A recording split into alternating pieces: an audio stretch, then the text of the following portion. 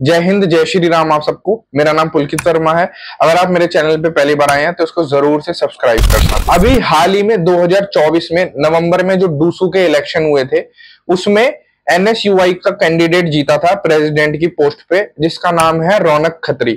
और रौनक खत्री को आपने आए दिन इंस्टाग्राम की रील्स में देखा होगा कि उसमें वो दिखाते हैं कि कैसे दिल्ली के अंदर वो कार्य कर रहे हैं, दिल्ली यूनिवर्सिटीज में जा जाकर। और रौनक खत्री ने 1300 वोट से हराया था ऋषभ चौधरी को, जो कि एबीवीपी के कैंडिडेट थे प्रेसिडेंट की पोस्ट के लिए।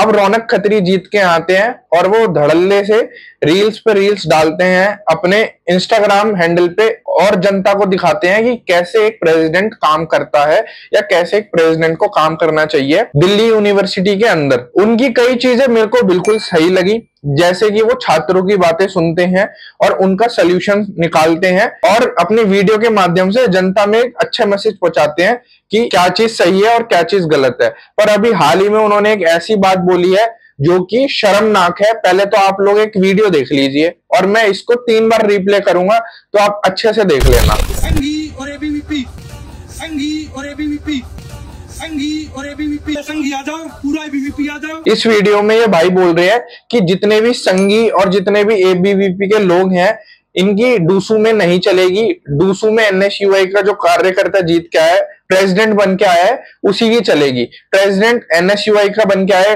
डूसू के अंदर, वो बात बिल्कुल ठीक है।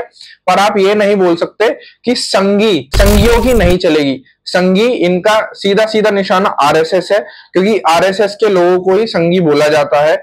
रौनक भाई, मैं एक चीज बता दूं, ये जो तुम आज खुला इतना बोल रहे हो ना और इतना अच्छे से भारत के अंदर रह रहे हो, अगर हमारे देश में आरएसएस संघ नहीं रहता ना तो कट्टरपंथी कब के हमारी नस्लें खा जाते और हमें इस दुनिया में आने का भी मौका नहीं मिलता शायद। क्योंकि जितनी भी कट्टरपंथी ताकतें हैं ना उनको हमारे देश में आरएसएस ने कंट्रोल कर रखा है। अगर आरएसएस और संघी लोग नहीं होते ना हमारे देश में तो कांग्रेस वाली विचारधारा की तरफ हमारा देश चला जाता और डबल बर्बाद हो चुका होता। वो तो भारतीय जनता पार्टी आ गई सत्ता में और इसलिए हम लोगों को अब सच दिख रहा है कि क्या हमारे देश के लिए सही है और क्या हमारे देश के लिए गलत है।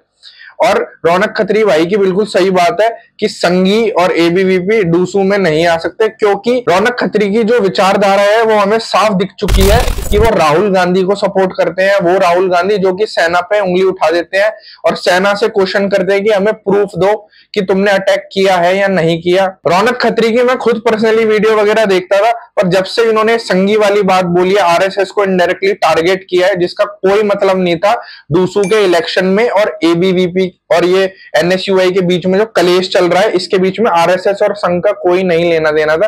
और ये जो संघी वर्ड इन्होंने यूज किया है ना, क्योंकि पर्टिकुलर आरएसएस को टारगेट करने का, क्योंकि इनको पता है कि एबीवीपी के लोग भी आरएसएस में जुड़ते हैं और बीजेपी में जुड़ते हैं, तो इन्होंने इनडायरेक्टली बीजेपी को भी, आरएसएस को भी, एबीवीपी को तो किया ही है टारगेट, ताकि ये कूल दिखे और कांग्रेस में इनका और प्रचार हो जाए।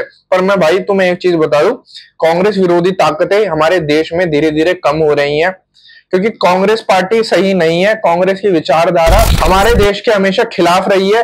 तुम ढंग के काम गिनवा दो, मैं तुमसे 10 गुना ढंग के काम गिनवा दूंगा भारतीय जनता पार्टी के, अगर तुम इतने ही बड़े कांग्रेसी हो। और ऋषभ चौधरी ने भी एक वीडियो डाली थी अपने इंस्टाग्राम हैंडल पे, और उस वीडियो में उन भाई ने बताया था कि कैसे रौनक खत्री के बंदे एक स्टूडेंट से 50,000 रुपए ऐंठने की कोशिश करते हैं। आज मेरे साथ रामजस का स्टूडेंट, दिल्ली विश्वविद्यालय का मेरा जूनियर बीकॉम का छात्र मयंक है। मयंक ने एक कॉफी कार्ट लगाने की सोची दिल्ली विश्वविद्यालय में। उन्होंने बोला कि आपका काम हो जाएगा लेकिन 50,000 लगेंगे आपको। हमारे पास हमने कैसे कोई कि हाँ, रौनक खत्री के ही बंदे आए थे मुझसे पैसे मांगने। तो रौनक भाई, एक तरफ तो आप अपनी इमेज ऐसे दिखा रहे हो कि आप बहुत अच्छा कार्य कर रहे हो, और इनडायरेक्टली आपके ही बंदे आपका नाम यूज करके ऐसी गलत हरकतें कर रहे हैं। और मैं ये नहीं समझता कि ये चीज आप तक पहुंची नहीं होगी या आपको पता नहीं होगी। अगर आपको पता है, आपने नहीं रोकी, तो ये गलत है। और अगर आपको पता होते हुए भी ये चीजें हो रही हैं तो इसका मतलब आपका ही मन है कि आने दो, रोको मत। तो ये दोहरा आचरण ठीक नहीं है। और इन्होंने अपनी वीडियो में ये भी बोला था कि हम गांधी सोच के हैं, हम गांधी की विचारधारा आगे लेके जाएंगे। देखो, आपकी सोच, आपको सलाम, आपकी सोच का हम तो कुछ कर नहीं सकते, पर इस देश में जिनको हम सच में मानते हैं, जिन्होंने हमारे देश के लिए, हिंदुओं के लिए सच में कुछ ना कुछ किया है, वो रातों रात गोडसे जी थे, वीर सावरकर जी थे, इनकी विचारधारा को अगर आप डीपली एनालाइज करोगे तो इन्होंने सच में अपने कार्यकाल में ऐसे काम करे हैं जिनकी बदौलत आज आप और हम शांति से बैठ के हमारे देश में जी पा रहे हैं। और ना कट्टरपंथी ताकतें इतनी बढ़ चुकी होती है आज की तारीख में कि आप भी ढंग से खुल के नहीं बोल सकते, ना मैं बोल सकता। तो ये सारी चीजें हमारे संघ की देन है, जिनको आप संघी बोल के टारगेट कर रहे हो ना, उन सब लोगों की ही देन है कि बंटवारे के बाद भी हमारे देश को उन्होंने कैसे संभाला और कैसे आगे लेके गए हैं।